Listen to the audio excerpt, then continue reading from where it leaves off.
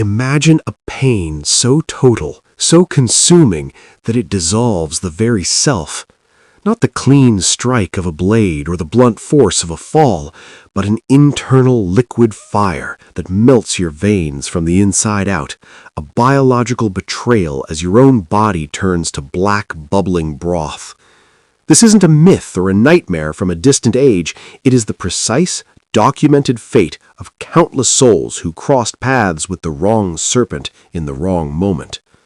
What could it possibly feel like to die not by an external hand, but by a meticulously evolved cocktail of neurotoxins, hemotoxins, and cytotoxins, a venom engineered over 100 million years to dismantle a living creature with surgical cruelty? The history of painful death is filled with human inventions, but for primal, unadulterated agony, we must look to nature's original chemists. From the deserts of Africa to the jungles of Asia, these are not mere animal attacks. They are protracted sentences of torment, biological executions written in venom.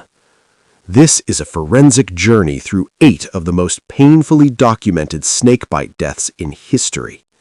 Let's begin. Our first case is not one of a famous explorer, but of an anonymous everyman, a farmer or forager in the scrublands of sub-Saharan Africa. His crime was a single misstep, disturbing the coiled, dusty form of the puff adder. The bite itself is often described as a sudden, brutal hammer strike, but the true sentence begins hours later. The venom of Bitis areatans is a potent hemotoxin and cytotoxin, a flesh-dissolving agent. The initial searing pain at the bite site is just the fuse being lit. As the venom spreads, it begins an apocalyptic process called necrosis. The tissue around the fang marks swells grotesquely, turning a livid purple and black. The skin blisters with serum, then ruptures. Underneath, the muscle and fat literally liquefy, dying and sloughing away in a foul-smelling necrotic sludge. The victim is conscious throughout, watching as a part of their own body putrefies while still attached to them. In severe cases, the necrosis can expose bone or lead to auto-amputation of a digit or limb. Death, when it comes days later from systemic shock or catastrophic infection, is almost a mercy, ending a vigil where one witnesses their own body rot alive. The legacy of a puff adder bite is a living decay, a preview of the grave's work on the still-living flesh. In 1954, a young herpetologist, Carl P. Schmidt, at the Field Museum in Chicago, received a small rear-fanged snake for identification, believing it to be a harmless boomslang. During handling, the snake, a juvenile female, struck, delivering a seemingly insignificant bite to his thumb.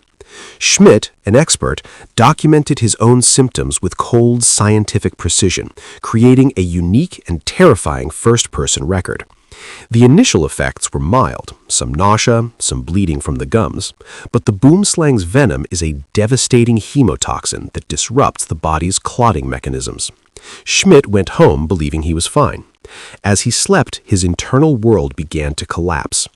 In the morning, he was bleeding from his gums, his kidneys, his gastrointestinal tract. Every minor capillary began to leak, turning his body into a saturated sponge of blood. He was rushed to the hospital, but it was too late. The scientific diary gives way to medical reports describing a man drowning in his own fluids, his skin bruising and weeping blood at the slightest touch, his organs failing as his blood lost all ability to coagulate. He died the following day, a cerebral hemorrhage the final blow. The legacy of Carl Schmidt is a stark warning written in his own blood. The most insidious killers often come in unassuming packages, and expertise is no shield against a biology designed to turn your lifeblood against you. For our next entry, we move to the dense rainforests of Southeast Asia, home to a serpent whose name evokes regal terror, the King Cobra. The victim here is often a plantation worker or a hunter, a person whose life is intertwined with the forest floor. A King Cobra strike is not a mere nip. It is an aggressive, often prolonged bite from a snake that can stand tall as a man. The venom is primarily a neurotoxin, but of a particularly brutal variety. The pain at the site is immediate and intense, a deep, burning ache. But the true horror is neurological. Within minutes, the victim experiences severe vertigo and blurred vision. Then, the paralysis begins. It starts with the eyelids drooping, the face going slack. It crawls down the throat, making swallowing impossible, then silencing the voice. The respiratory muscles are next. The diaphragm and intercostals seize, then fail. The victim is now fully conscious, lying paralyzed on the jungle floor, utterly aware but trapped inside a corpse that will not obey. They can see the canopy above, hear the forest sounds, feel the terror, but they cannot move a finger, cannot scream, cannot draw a breath. Death comes by asphyxiation, a final, desperate, and futile mental struggle for a breath that the body can no longer take. The legacy of the King Cobra is a conscious entombment within one's own body, a sentient suffocation under the green jungle canopy. The African continent offers another masterpiece of venomous agony with the black mamba. Its name speaks to the inky interior of its mouth, not the color of its scales, and it is synonymous with speed and a death so brutal it has entered legend. Imagine a laborer in rural Zambia finishing a day's work. The mamba, provoked or surprised, strikes not once but multiple times, injecting a staggering volume of fast-acting neuro and cardiotoxins. The initial symptom is not pain, but a metallic taste in the mouth and a pins and needles sensation across the scalp. Then the world begins to tilt. Violent, uncontrollable convulsions rack the body, the muscles contracting with such force they can tear themselves apart. The pain is systemic, a full-body cramp of epic proportions. As with the King Cobra, paralysis sets in, but here it is preceded by sheer neurological pandemonium, hallucinations, terror, and an overwhelming sense of impending doom. Autopsies of mamba victims have shown signs of the heart struggling against the toxins, fibrillating wildly before arrest. Death can come within 20 minutes, but those minutes are an eternity of convulsing, drooling, paralyzed agony, often in full view of horrified onlookers powerless to help. The legacy of the black mamba is a storm of neural electricity that burns out the system in a frenzy of pain and terror, a swift descent into hell. We return now to a slower, more corrosive fate.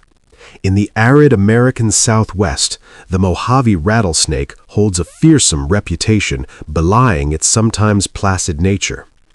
Its venom is a complex cocktail, but certain subspecies possess a potent neurotoxin mixed with tissue-destroying enzymes. The bite might not seem catastrophic at first. Moderate pain, some swelling. This is the cruel deception. Over the next 24 to 48 hours, a dual-pronged assault takes hold. The neurotoxins begin to weaken the body, causing drooping eyelids, difficulty swallowing, and respiratory distress. Simultaneously, the cytotoxins initiate a deep systemic necrosis. Unlike the localized rot of the puff adder, the Mojave's damage can spread widely, causing muscle death and kidney failure. The victim endures the creeping weakness of paralysis, while their internal organs, particularly the kidneys, are slowly dissolved by myotoxins. Death, when it comes, is often due to renal failure, a complete shutdown of the body's filtration system, leaving them poisoned by their own metabolic waste. It is a death that marries the helplessness of neurotoxic paralysis with the systemic ravages of organ liquefaction, a prolonged internal decay that offers no reprieve. The legacy of the Mojave rattlesnake is a patient, two-pronged annihilation, proving that in the desert, death can be both slow and insidiously comprehensive. Deep in the rainforests of South America, the Botrops genus of pit vipers, including the fer-de-lance and jararaca, are responsible for more human suffering than perhaps any other group of snakes. Their venom is a hemotoxic masterpiece. The bite is instantly fiery, a searing pain as if the fang itself were white-hot. Swelling is rapid and monstrous, turning a limb into a taut, shiny parody of itself within an hour. But the internal damage is the true masterpiece of horror. The venom contains enzymes that rapidly break down the walls of capillaries and prevent blood from clotting. The victim begins to bleed, not just from the bite, but from every orifice. The gums bleed profusely, nosebleeds become unstoppable. They cough up blood, vomit it, pass it in their urine and stool.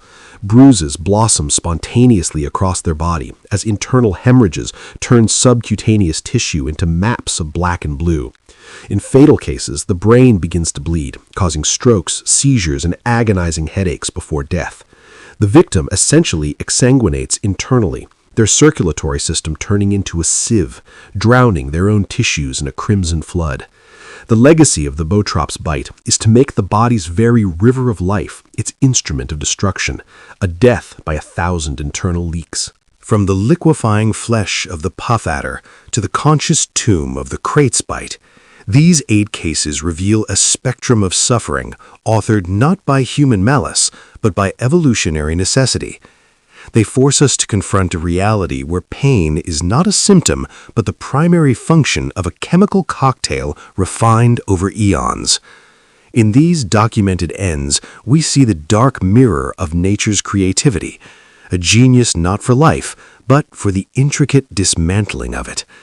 It is a chilling testament that the most painful deaths are not always inventions of human cruelty.